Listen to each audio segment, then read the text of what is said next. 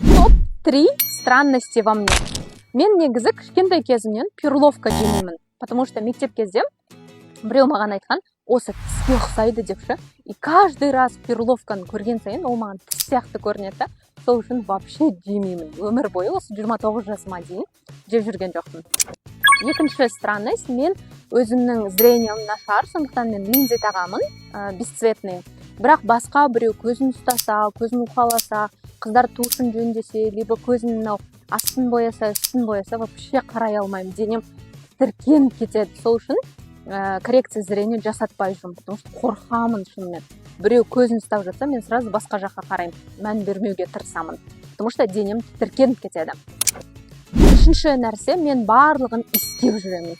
То есть біреудің аяғы сасып жатса, мен оны 10 метрден біліп отырамын. Мүмкін мен мұрным үлкен болғаннан кейін, может, бір рецепторларым қатты дамып кеткен ба деп ойлаймын да.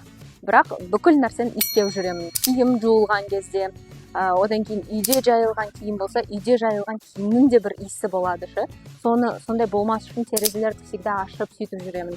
Бірақ ароматизатор деген нәрселерді ұнатпаймын. Табиғи иістерді жақсы көремін. Ароматизаторды үйге қойсам тұншығып кетемін. То есть осылай иіске өте қатты мән беремін. Ал сізде қандай странностьтар бар? Комментарийге жазуды ұмытпаңыз.